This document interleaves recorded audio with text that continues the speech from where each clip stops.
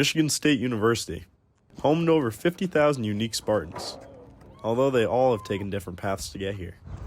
Every one of them arrived at the same destination. I went to community college at Oakland Community College for 2 years.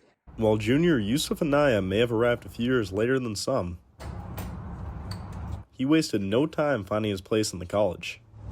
I got an email in the summer going into the year that was forwarded from LA, and it just was like, join Spartan Sports Support. We do this. It was like a dream come true. I was like, it's like covering live events. I was like, yeah, of course.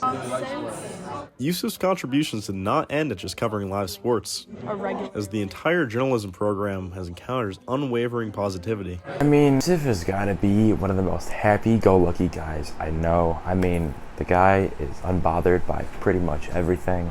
I was just sitting in a classroom with freaking 15 kids learning about philosophy. Like, this is way cooler than that. While some people may find inspiration in a place, Yusuf found his in his brother Jalal. I actually sent him a text this last weekend, and I said to him, I don't think I tell you enough how much what you do inspired. Jalal is a shoe designer. Designed the shoes Yusuf wears today. The same shoes worn by NBA superstar James Harden. A few months ago, tragedy struck Michigan State's campus, but Jalal was able to bring some light to the darkness, connecting one of the hospitalized students with his favorite NBA player, James Harden. He showed me that if you pursue the thing that you love and you work hard, that he tells me this all the time. It's like the sky is the limit. As Yusuf continues his quest for eternal happiness. From East Lansing, I am Joseph DesVergnes. The Red Cedar River, an unforgettable landmark at Michigan State University's campus, slowly becoming a graveyard for the electric scooters found on the same campus. I am Joseph DesVergnes at WCVV5, standing right here at the embankment of the river right now, and after a couple of cleanup efforts, 8 bikes as well as a dozen electric scooters were dug out of the depths of this water. Unfortunately for nature enthusiast Dr. Joe Lattimore, who conducted her doctoral research on this same exact river, found out that the corrosive batteries in these electric scooters could leak pollutants into the water, which could lead to dire consequences for the environment. Next time you're on one of those scooters, try your best to keep dry. And I'm signing off, sending it back to you. Now Stubbleberg with the ball at three-point line. Instead of shooting, decides to pass it. Continued passing, some nice ball movement right now, trying to get an open person. Carlson with the ball. Carlson against A-Roll, using a little bit of hesitation. Pass it over now to Wagner. Three-point shot, trying to beat the shot clock. Ends up missing the entire rim. And it'll be awarded to the Spartans. Yeah, it wasn't a bad look right there, just once again off target. The three-point play for Western has not been the best. Yeah, even when they seem to be open, the Spartans have done a nice job of recovering and getting in their right spots. Now Hageman with the ball, passes over to McDaniel. McDaniel at the three-point line, gives it over now to Osman. Osman back to McDaniel for three, unable to get to fall. Whistle comes in. A-Roll looks a little confused. Going to be called on Osman, and ball is awarded to the Broncos. 4 for 25 from three. That's the biggest thing for Western. You talked about it.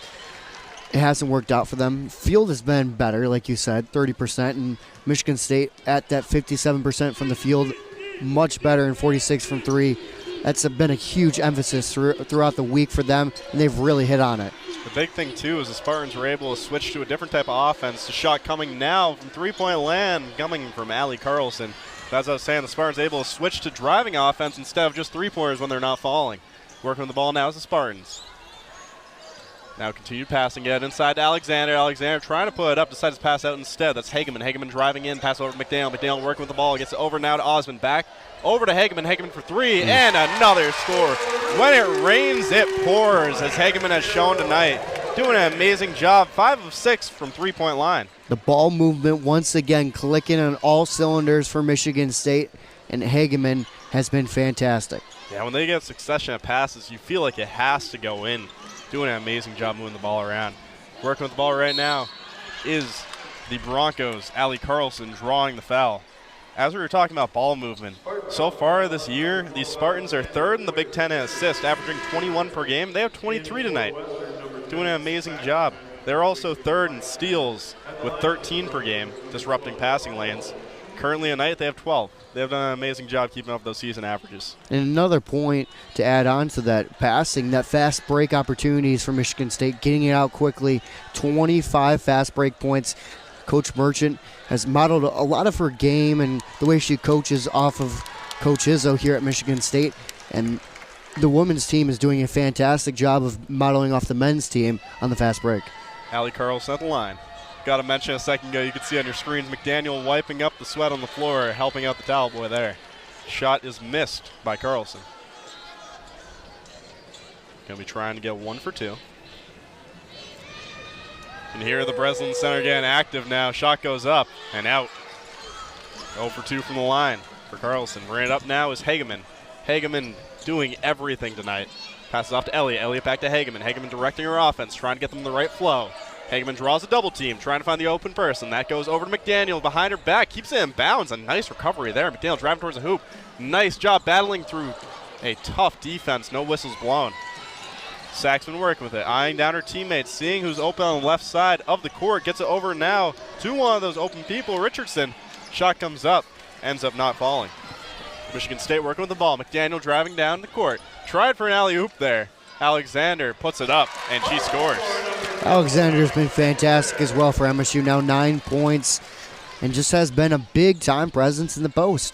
8 rebounds as well for the Spartans. Yeah, she turned it on about midway through the second quarter, has not turned it off. Now a shot does not fall for the Broncos. McDaniel with open space, 2-on-1, a behind the back pass, laid up and in.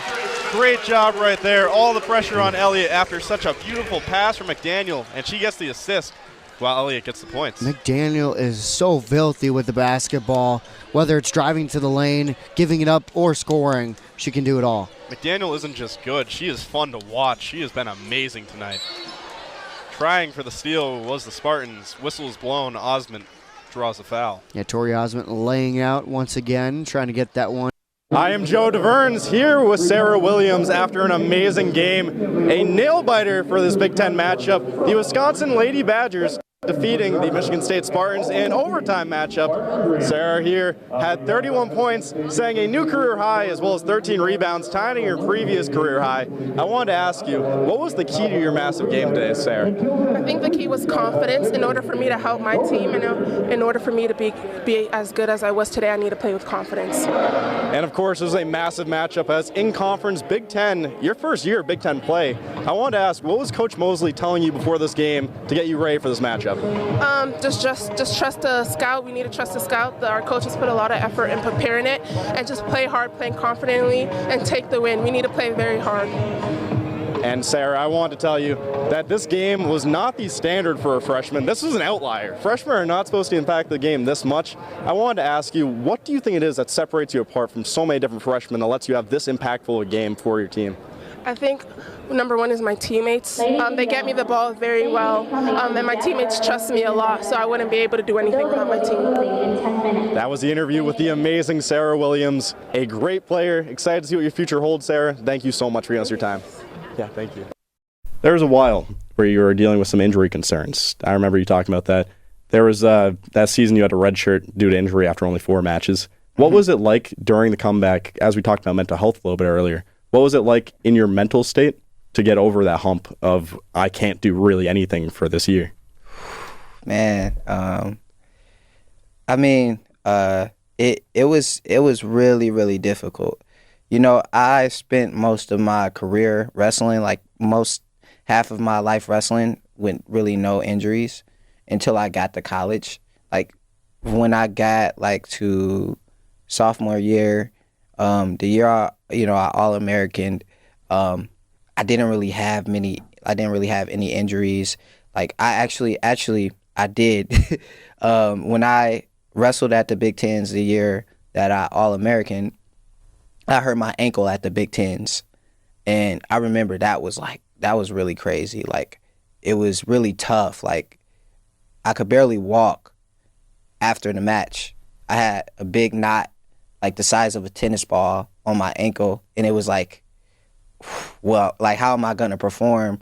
And I remember just feeling like, wow, this is this is not what I thought was gonna happen. I had not planned on it. And and I also got hurt wrestling somebody that I had beaten pretty easily. So I didn't know like how to handle it. But when I got to NCAAs, I think it was in Pittsburgh that year, I was like having trouble wrestling. I wasn't wrestling. I like lost maybe my first match, the first match I lost. After that, I just was like, I like had my ankle taped, and I was just like, I just want to cut the tape. Like, I'm sick of my ankle. I'm just gonna go out there and wrestle. Like, I have nothing to lose. I gotta wrestle back anyway. And I cut the tape, and I just started wrestling, and I ended up All-American. You know, just because I just made that choice to just go out there and just perform regardless. So, but then like I just started getting a string of injuries after that, and that's different, right? Because like it's different when you have multiple injuries back to back to back. Because I missed summers of practice. I missed like being able to train every single day during the summer, and those are crucial times because those are like when you're really, really gonna get better is when you're training in the summer and working out. So I had 2 knee surgeries on my right knee. I had 2 shoulder surgeries on my right and my left shoulder, and I'm currently gonna have to get another surgery on my left shoulder because of just wrestling, man. So I mean, wrestling is a really hard sport. It's tough on the body, but I never gave up. You know, I never stopped going out there competing.